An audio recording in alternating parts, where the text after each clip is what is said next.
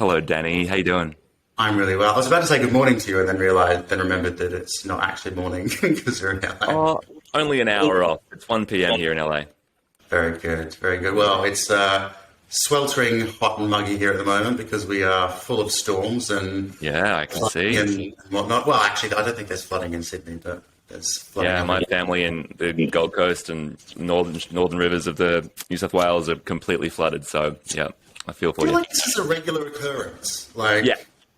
it's like, why would you live in Queensland? That's why. That's why I moved. Well, yeah, Among the other reasons.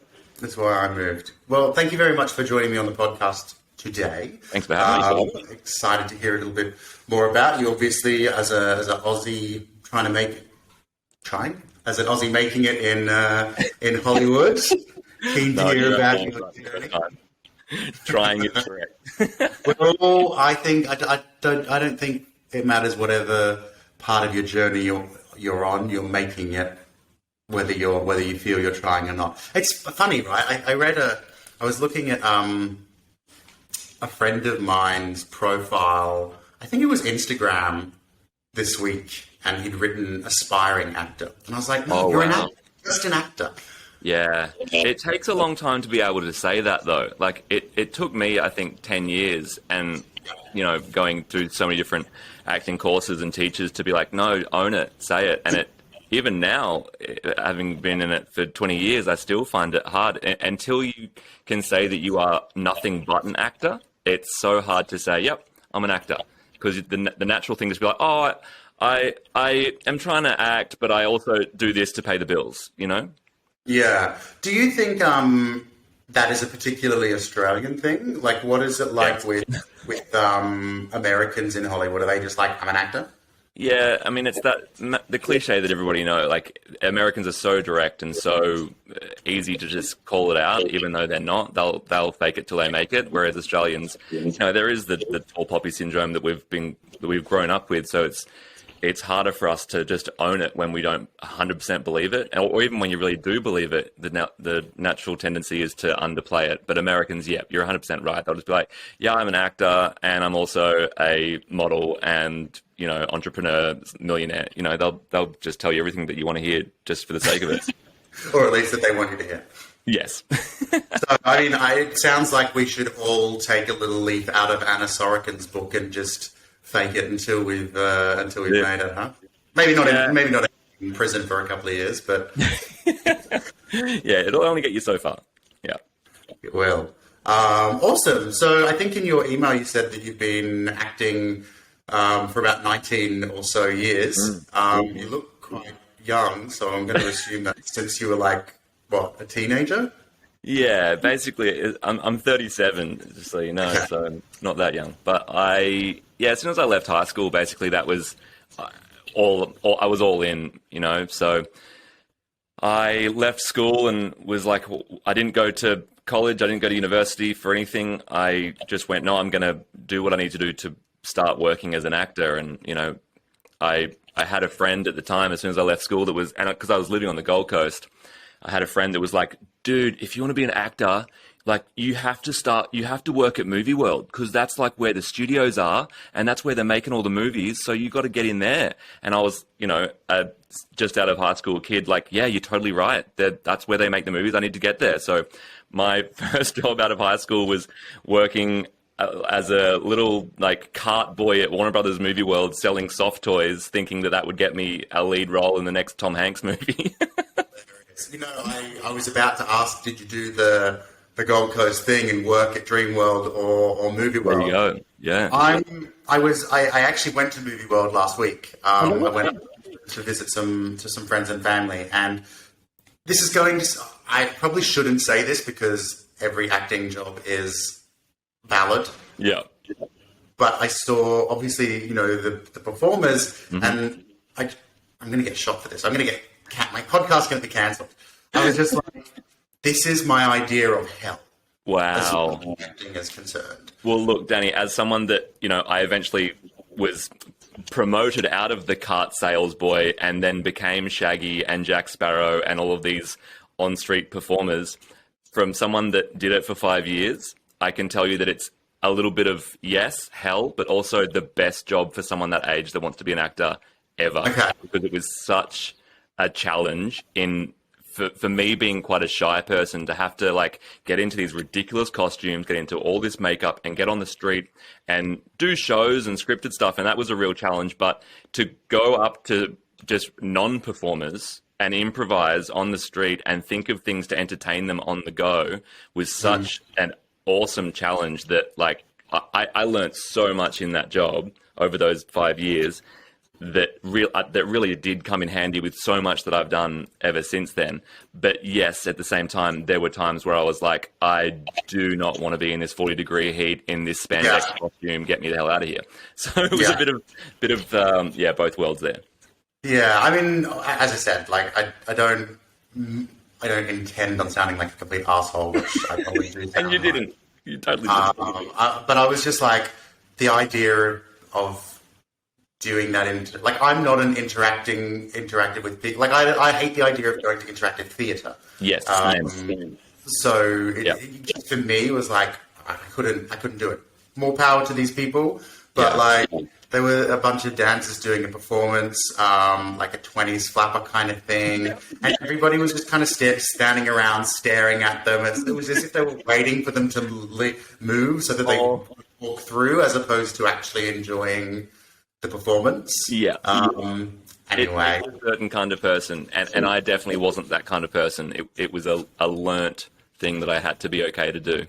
Yeah, sure. How long did you last at Movie World? So I was there. Yeah, it was 5 years. So I left when I was 22, and at that point I'd done everything I could possibly do. I was writing and directing shows there. I was, producing the biggest events there for the year, and was really feeling like if I'd stayed there, I probably could have been running Movie World by the time I was 25 and pretty in a comfortable, secure paid job. But I knew deep down where I wanted to be and what I wanted to do. So I packed up and moved to Melbourne. Yeah, sure. Great. Yeah. What made you want to be an actor in the first place? Yeah. I mean, I guess I've got a story that's probably quite similar to a lot of people. It's been one of those things that I have always wanted to do since I was a kid. Like I kind of touched on before, I was very shy. I was a really shy kid. So my mum thought it would be the best thing to do to put me into children's acting classes to break me out of my shell and kind of face my fears. And I have no memory of like the first class or anything like that. I don't know why I even agreed to do it. I just did it. But I do remember it being excruciating at first, and I just kept on doing it, right? Just because I was there and my mum was paying for these classes. And I just remember it being like, pretend to be an animal, stupid stuff like that. But then one day at school, I was 8 years old, and somebody from outside the school came into all the classrooms around the school and poked their head in and said, "Hey, is there anybody that's interested in acting?" And my best friend looked at me and rolled his eyes, and he was like, "Yeah, this guy does it," like thinking because I'd been talking about it that I was going to straight away put my hand up. And that was the last thing I wanted to do, was to put my hand up to volunteer for something. And so he kind of shot my hand up for me in that way that kids do, are holding their hands up. And I went with this person, and they basically took about 5 people from our school, from all these different classes that had addressed some kind of interest in acting, and said, "Okay, so this is what's going to happen. We're all giving you this script. You need to learn this script, and then in an hour's time, you're going to go and perform for the senior level, and you're going to perform this monologue for the senior level." And this is, primary school. And in Queensland at the time, the senior level was year 7. I think I was probably in year 4 or 5 at the time. And I was terrified. I was literally shaking. And I went away and I learned this. It was a vampire, like a Dracula monologue. And I went away and I learnt it. And I came back in and we performed it for these kids that were older and bigger. And in my mind, they were adults. And I got up and performed this Dracula monologue in this big Dracula voice and turned on this big performance, right? And I had this whole group of seniors in stitches and laughing and enjoying it. And for the first time, I really felt seen in a weird way. Like I was an only child, and I grew up really alone, with a single mum, and I spent a lot of time on my own around a lot of these adults, and I'd do a lot of things to be seen. But I think this was the first time I really felt seen for something that I was doing that was, I don't know, I want to say important, but it wasn't important. But for me at that age, it did feel like I was important. And that struck me, and it struck a nerve that even to this day, I think about that moment so regularly as the thing that made me go, this is what I want to do. I want to feel this all the time. I've affected these people, and these people are laughing and they're having a great time, and I'm not intimidated and I'm not shy now. I feel like I'm on top of the world, and I can finally be me. And and also in a small way be celebrated for that. So it was like an immediate reward for that feeling. And then so that sparked that thing of like, okay, this is something that I really enjoy, I'm good at, and I want to do more. And I then just became hooked on anything that was even within that world, performing and taking any opportunity I could to watch. I was that kid that would I loved sports and I loved getting outdoors, but every weekend, the first thing I would do, I'd finish school on a Friday and go straight to the video store. And remember back in the old days, you'd get like a 12-pack of weekly movies for like $5. I'd go there and I'd just spend like the whole Friday night just going through all the weekly movies and just pick all my movies for the weekend. And I through my childhood would have watched thousands of movies, just literally just sitting there and watching these awesome films from the 80s and 70s and, early 90s that I just would immerse myself in the world of these stories. And I knew it was a movie, and I knew there was a movie making process. So the kind of magic of that movie making process really hit me and just made me want to be a part of it. So I spent my life longing to be a part of it and working towards doing it. Yeah, sure. That's great. And how long was it until you, I guess, got your first kind of acting gig after deciding that that's what you wanted to do? This is the hard thing, is it wasn't until I was about 20. I think a lot of kids that have that realization then go, oh, great, parents get them an agent, or they meet these people and they become a child star, or they do some work. I was on the Gold Coast where there was just, at the time, there was international movies that would come about, once a year if we were lucky at the time. There was the odd, really terrible TV show that would get made there, and no theatre whatsoever. There was a theatre company there that they did musicals, and I never had any interest in that. But I just spent this whole time through my teenage years and everything just like floundering, not knowing what to do. Like I remember my mum, she sent off we got headshots done by a friend, and there's this terrible headshot of me with bleach blonde hair and an eyebrow ring that she sent to anyone that could possibly be in the phone book as talent agent or casting, etc.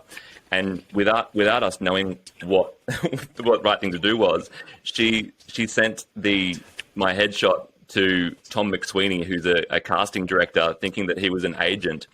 And saying, will you represent my son? And now that just mortifies me. And at the time, it's like, they probably got that sort of stuff all the time. But like sending a headshot to a casting director to say, represent me. I then went on to work with Tom McSweeney in his private classes. And then he was the one that booked me my first professional gig, funnly enough. So it all worked out. And I don't think I ever actually told him that we submitted to him, because I would have been mortified. But but yeah, so all through my late teens and everything, it wasn't until I got to movie world and started meeting all these other people that were working actors and they were booking things, and I got to see the things that they were doing. Right. And I got my first I had agents that were getting me like extra work in my late teens, but I got my first like proper theatrical agent that, books film and TV while I was at Movie World. And I guess my first real gig was this film, The Condemned. It was an American film that was shot on the Gold Coast at the Warner Brothers Studios. So I finally got to work in those studios. But I booked this gig and I was on set for The Condemned for 3 weeks. And lost it. I had this great scene with Vinnie Jones, who was like a ex-soccer player that was doing all these great films, action films at the time. It was in Lock, Stock and Two Smoking Barrels, and it was a really big deal for me to have this big scene with him. and I got shot by him, this machine gun and big stunt with me dying all over the TVs behind me. And then the movie comes out and my scene was cut. So it was a real turning point and a letdown, that's for sure. As you know, over the past few years, self-tapes have become the norm, and they are being used by more and more industry professionals to cast all sorts of productions. I've personally recorded self-tapes for theatre and TV and film and commercials, and it makes life easier for casting as they can see more options. But what isn't easy for us actors is finding someone to read for us in the moment that we need them. That's where We Audition comes in. We Audition is an online video chat community where you can call someone that has marked themselves available and they will read for you for your audition. You can use We Audition to rehearse, film, or just ask questions that may help your audition. Last year I had an actor contact me who had never drank alcohol, who just wanted to know how to play drunk. You can sign up to We Audition to be a reader yourself. I log into We Audition most days and I just leave it on, and people call and I accept, and I help them with their auditions. So you can earn a little extra cash doing that, and you can just meet some great people. I even helped one of the main cast of Morning Wars tape an audition towards the end of last year. Look, it's a great platform, and if you're going to sign up to be a reader, it basically pays for itself. So if you want to sign up to be a reader on We Audition, you can get 25% off using the Actors Making It discount code MAKINGIT.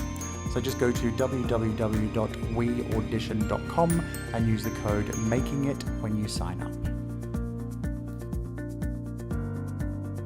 That's it. So I finally got the chance to actually act in the Warner Brothers studios that my friend when I was 17 said I had to do. So, but it was Tom McSweeney that, was the casting director. And so it all came full circle, and I booked that gig, and it was 3 weeks on this big American set, massive budget, big stunt film. I had this big scene that it was 3 weeks on set, but there was only one day where I had my scene, my speaking scene. The rest of it was me in the control room, a part of this big other group of people, very much featured, except for this one day where I had a big scene. And it's the scene where Vinnie Jones comes in, and Vinnie Jones at the time was a big English sort of action star. He was in Lock, Stock and Two Smoking Barrels. He was a big soccer player, and he was just a big rough and tumble Cockney guy, right? And so he comes in with this machine gun, and we have this scene where he's trying to look for somebody else. There's a back and forth, and he ends up shooting me with this big machine gun, and I die on this big wall of TVs. And so it was huge for me. This was my first gig, and I was like, this is it. I've done it. This is where I'm meant to be. It's just going to roll on from now. And that was while I was still on the Gold Coast. And then the movie came out, and I was watching it, and I was telling everybody that could possibly want to hear about it that I was in this movie. And then I watched the film, and I'm seeing myself come up in the background, and there's all the featured spots. And then there's the scene where we have this big scene, and he charges in. He's in with the machine gun, and he goes, "Where is he?" And then it shows me go, and then he goes and kills me. And all the dialogue, all of the scene, everything that I was holding my hat to being this big claim was all on the cutting room floor, and I just went, okay, there we go. That's first cutting room floor experience. But that was, it was a really big learning curve. It was a really the great experience to be on this big set, and but also see that it's not always going to be gig to gig to gig, and it's not no matter how big the break is that it feels, it's not the big break. So I've had a few of those along the way that have felt the same, but I definitely have gone into it with that mentality. I didn't tell anybody until it came out, and then I'm like, yep, okay, my scene's in there, you can see it now.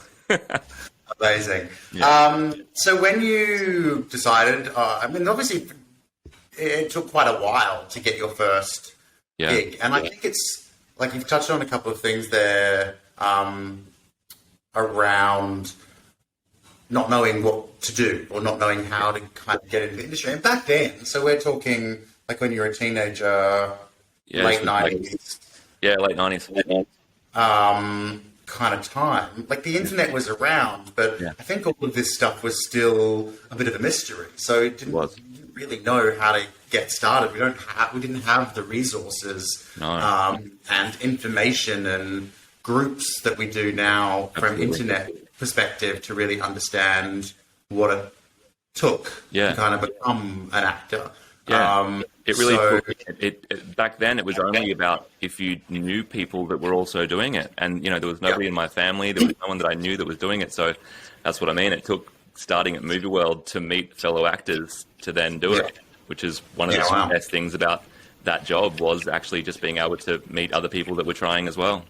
Yeah.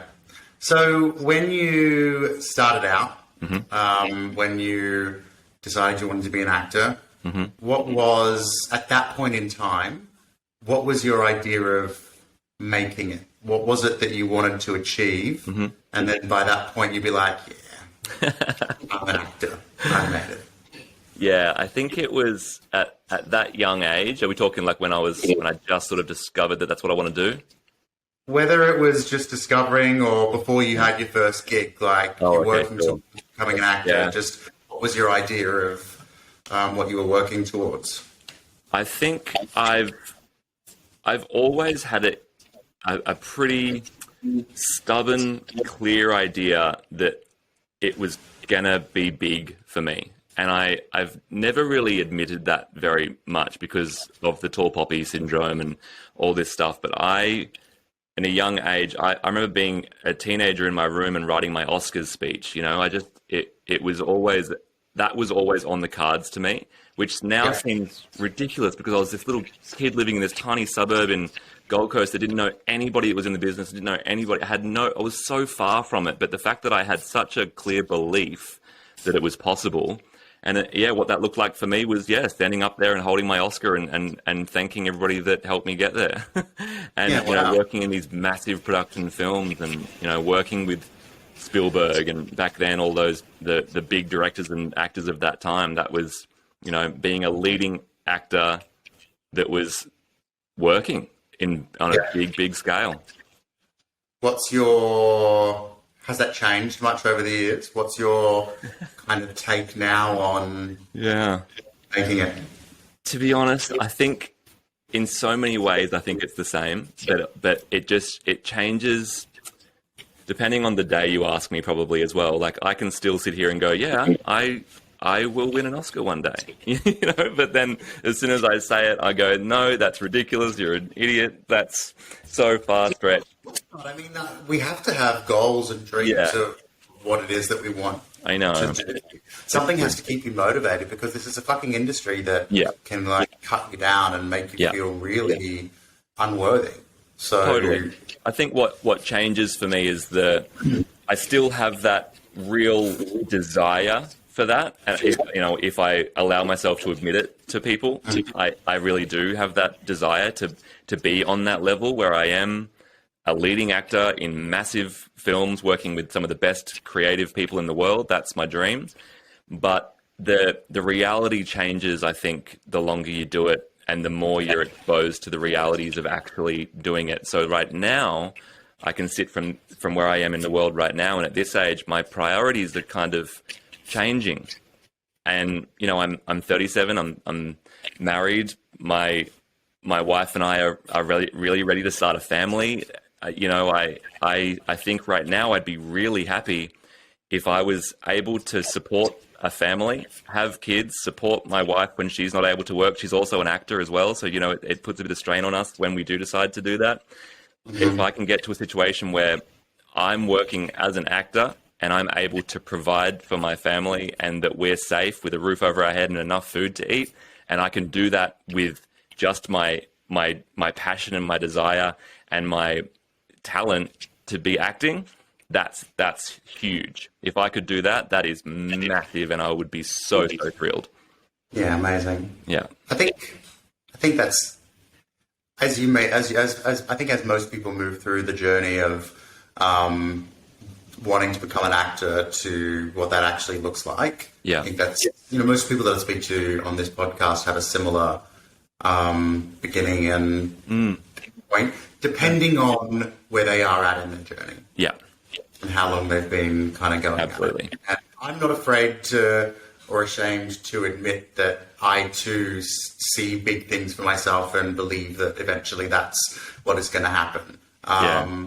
But at the same time, know that I would be more than happy just to be regularly working and sustain Absolutely. the luxurious life that I've come to expect.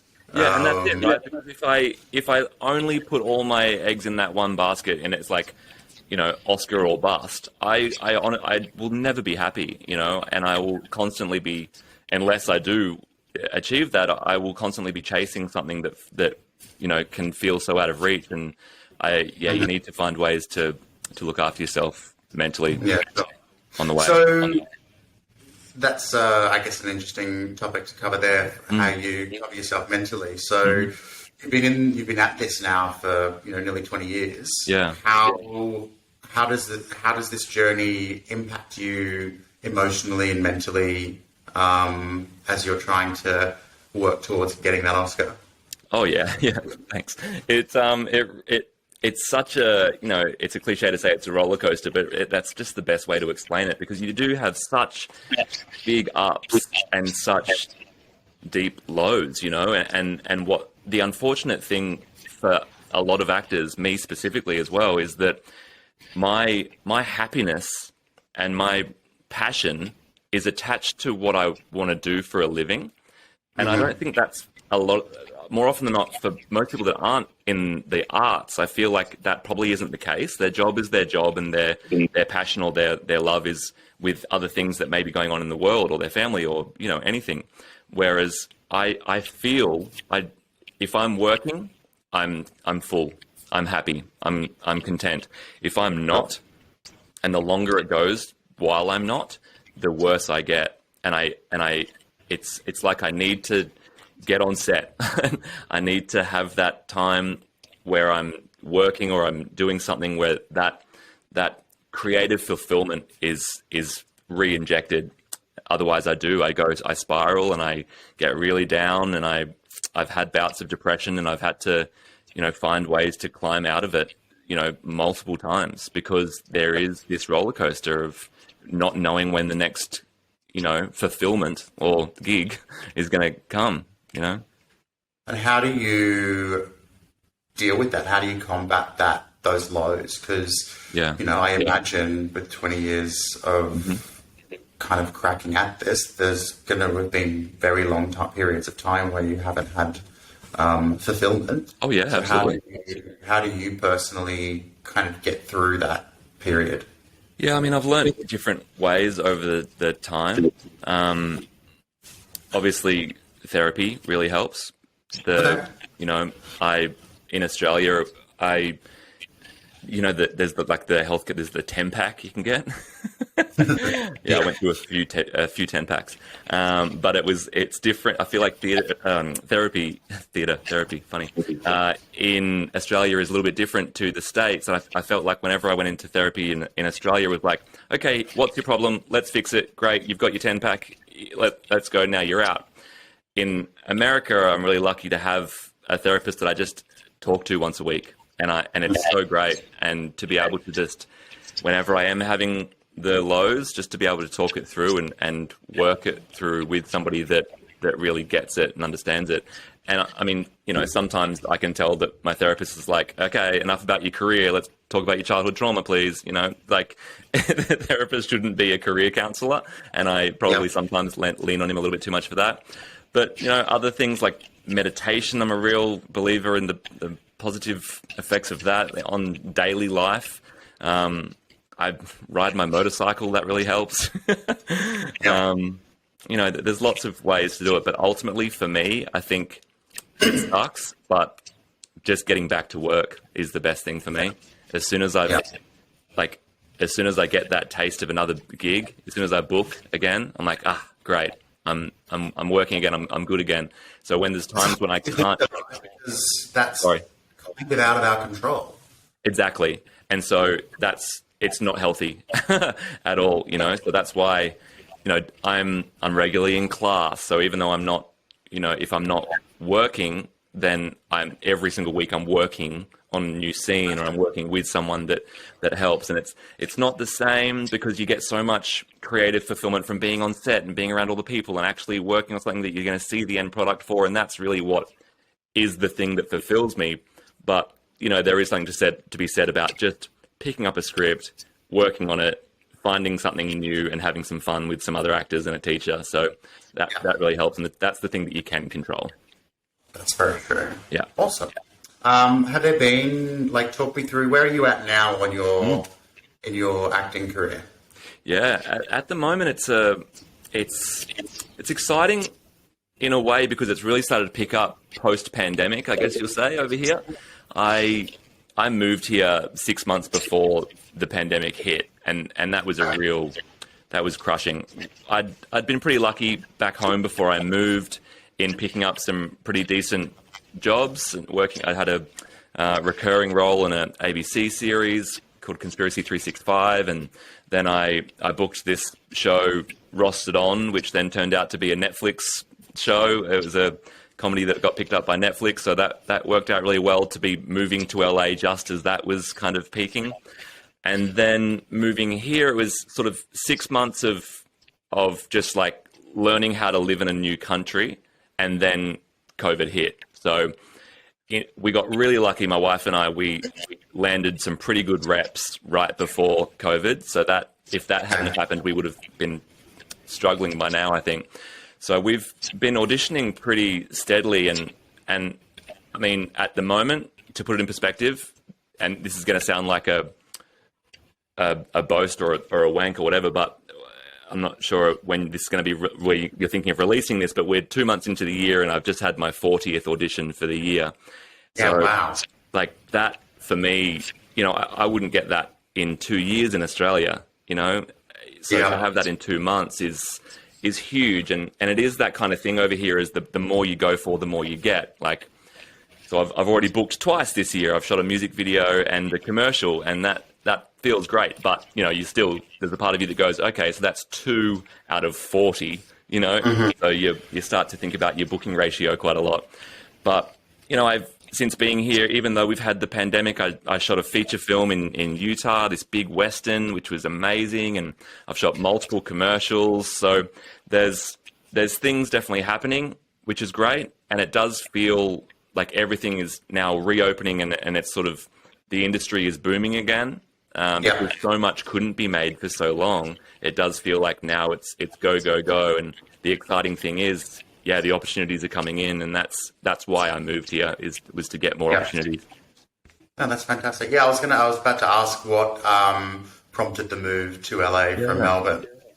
Yeah, I mean, that was 100% it. It felt like I couldn't get into doors back home. I didn't have one of the top reps. I had I'm still with my agent in Melbourne, and she's great, but she is a middle tier agent. And so there is a feeling back home that if you're not with one of those top reps, it's very difficult to get into the doors with the majority of the big shows and movies that come to town. And I did feel like I was going up commercially quite a lot, and I was booking consistently pretty well. And, you know, I'd book those 2 or 3 big commercials a year, and that would go into the bank account and help the savings, but it wouldn't really progress my career in any way. And if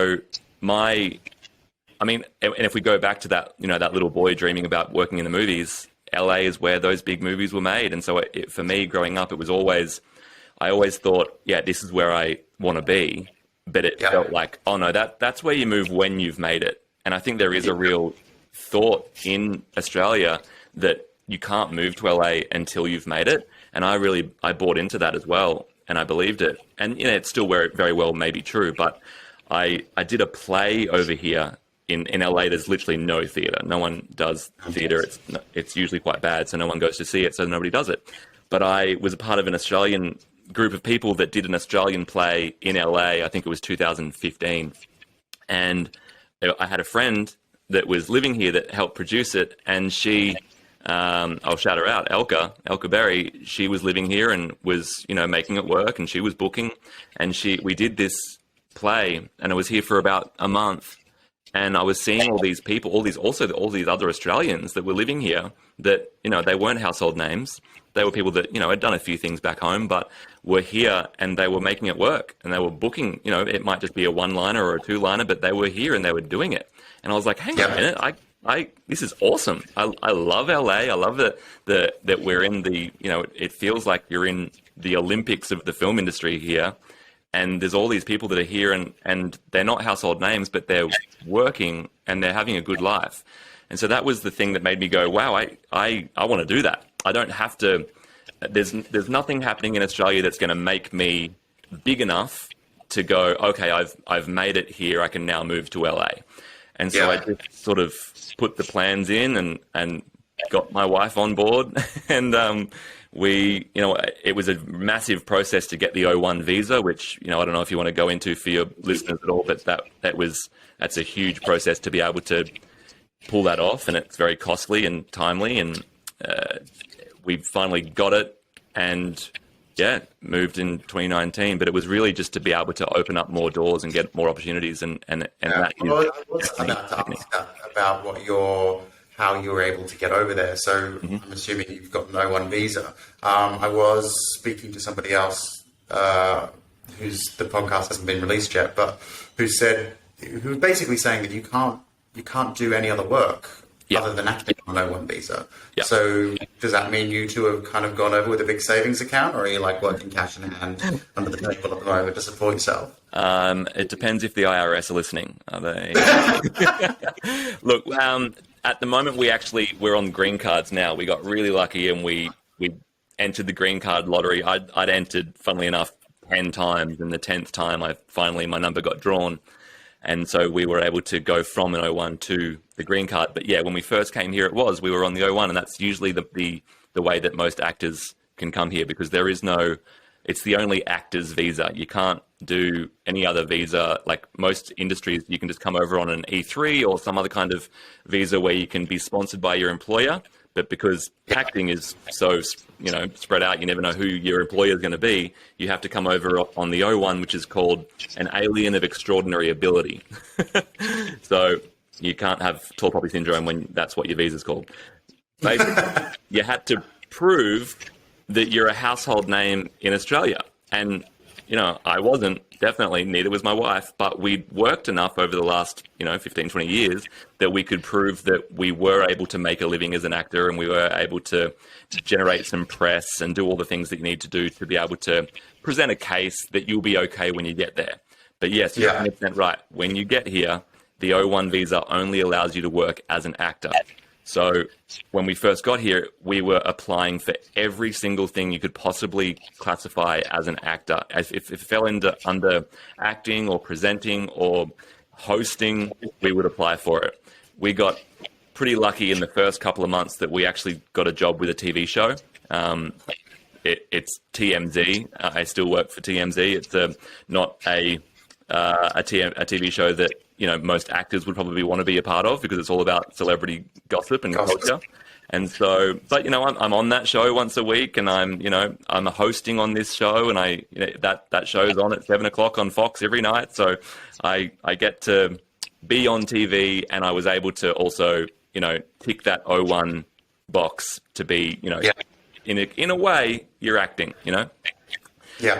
Cool. But there's lots of different ways you have to try and find income in a smart way to be able to still make it, you are working as an actor. Yeah, sure. Yeah. So, that question I was going to ask has disappeared out of my head, but it was to do with obviously the working part. But it's great that you've got a green card. Yeah. It's so interesting. I imagine, because it's called the green card lottery, right. I imagine the odds of winning it are as good as the bloody lottery. And I think there are about 10 Australians that have won the green card lottery. Yep, absolutely. I think the odds for Australians are higher than most. Okay. I have a friend that's his citizenship, I think, is Polish. I may be wrong, but the odds for them are so much worse than Australian. So he's been trying so many times, and I feel so bad for him because it keeps on happening. He's over here on an O1 and is going through that thing where he's a writer and he has to only do writer's work, and it gets tough, particularly through a pandemic when there's no work. But for Australians, the odds are a lot higher. So I would just encourage anybody that has any dream of moving to America, whether it's New York or LA or whatever, then just keep applying because it eventually will happen. Interesting. I shall keep that in mind. I mean, I'm moving to London at the end of the year for kind of the same reason that you moved to LA. Yeah, right. I don't feel that there is enough opportunity. Yep. I'm not getting enough opportunity here. So want to try a different market. Absolutely. But we shall see. We shall see. I'm fortunate that I have a British passport, so that's why I'm going to not LA. So it's pretty easy to get over. And I think that I think it'll be the same in the UK. It's just the sheer amount of work that is made in these places that you can't help but have more opportunities.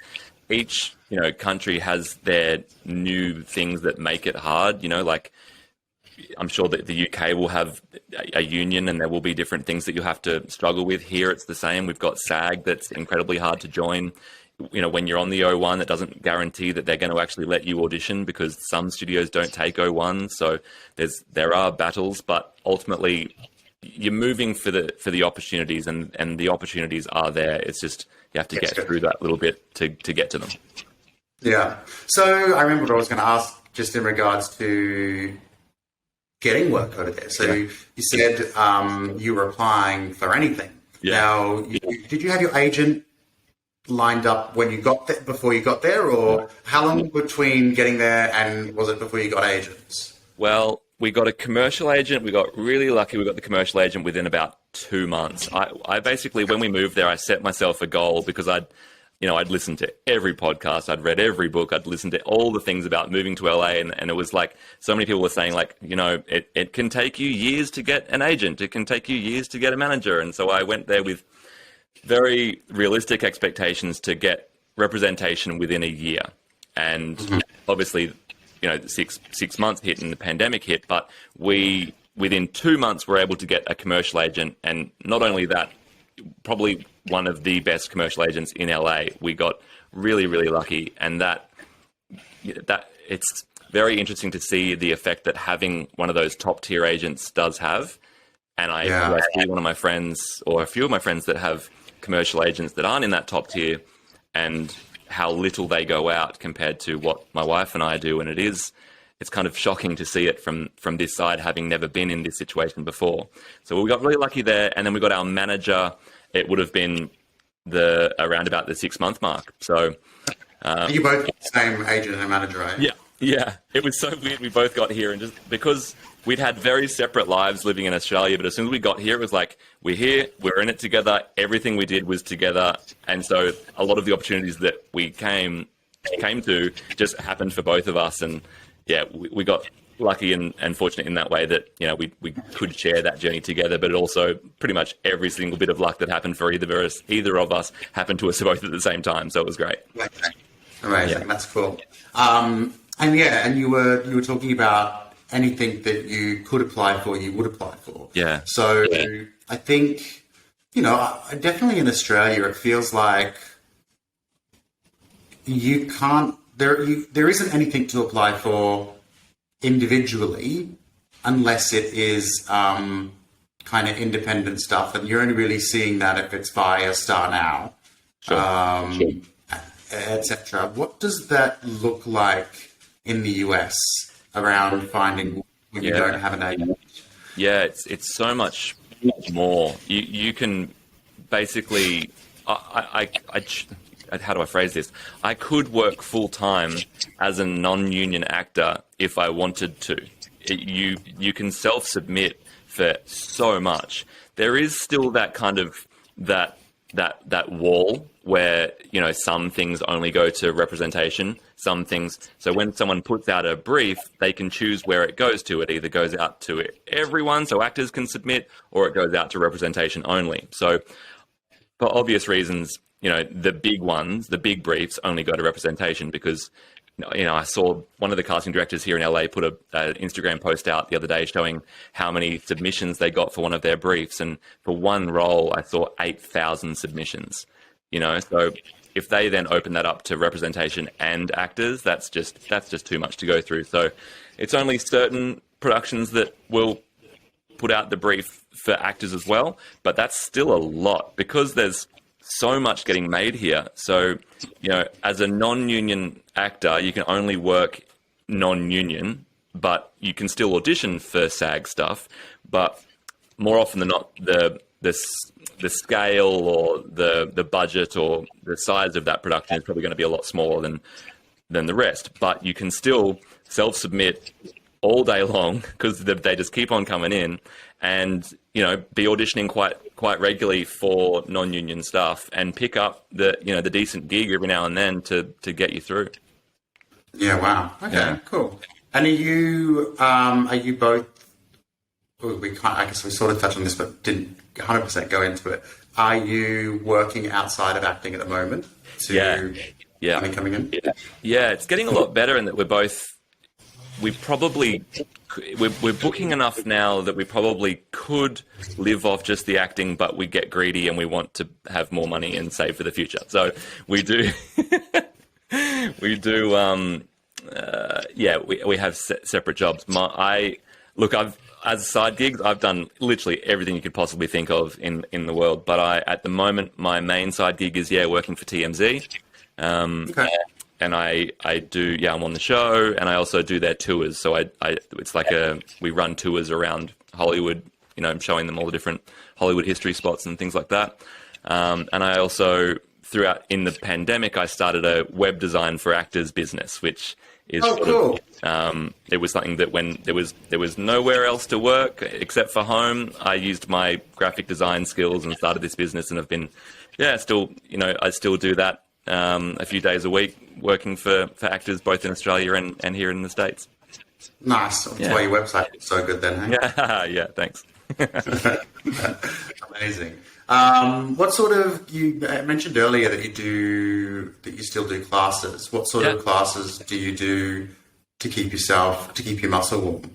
Yeah, right now I'm working with Leslie Kahn, who I hadn't heard of until I moved here, but as soon as I got here, she was the one coach that everyone was saying, that's who you got to go to. And you always hear about the gurus, and there's always the big ones, right? But I was talking to a lot of casting directors, and they were saying that whenever they just need someone that they know is going to be good, they just go and they ask Leslie because they trust her and they trust her training. So I was like, well, if the people that are, bringing people in are trusting her, then that's where I want to go. And I've been with them for about a year now doing scene work, and I'm just loving it. Yeah, it's a whole new way of working that I've done before. It's definitely not method or anything like that. It's just all about the script and what the writer's intentions were, and it's also fun. I have a lot of fun with it. It's a lot of fun, kind of doing scene working. Keeping that warm. And I find it really interesting when especially in Australia, because there just isn't always, unless you are well known and getting in the room, you don't really get an opportunity to act. No. Otherwise, so if you're not doing scene work, I don't know how you're keeping your passion alive. Oh yeah, and it's such a different mentality back home. I remember, because I studied at VCA, I studied at 16th Street, and you do these big courses, right? And then you come out of these big courses, and then you just expect the work. And no one's doing any scene classes, or if you are, most of the time these scene classes aren't for working actors, or even if they advertise that they are, you go into these classes and it's usually someone that started last year, and you're not really, it's difficult to learn much. But here it's just part of the culture. Like people in my class that I work with once a week are series regulars on shows. Like they're taking time out of their series regular schedule to work in a class, and that just blows my mind. Can you imagine working with, Asher Ketty in a scene class back home? Like that's how it is over here, and it so should be back home. Yeah, amazing. Yeah. Well, it sounds like everything's really going well for you, and I think you'll get that Oscar eventually. Thanks, Danny. Mate, thank you so much for spending some time with me. Apologies for the internet connection issues. That's fine. Thank you. Thanks for having me. And I just want to say I really respect what you're doing with this podcast, and I think that it's really important for the conversations that you're having for people that are making it and trying to kind of demystify the process a little bit and learn. And like we've touched on it, and unless you know people and can talk to people, it's so hard. But you're creating a great resource for people to learn so much more. So thank you. Thanks. I appreciate that. Thank you very much. Well, enjoy the rest of your Monday. Yeah, you're right. Thank you again for joining me, and I will. I look forward to watching your journey to making it. Thanks, mate. Likewise. Talk soon. Bye.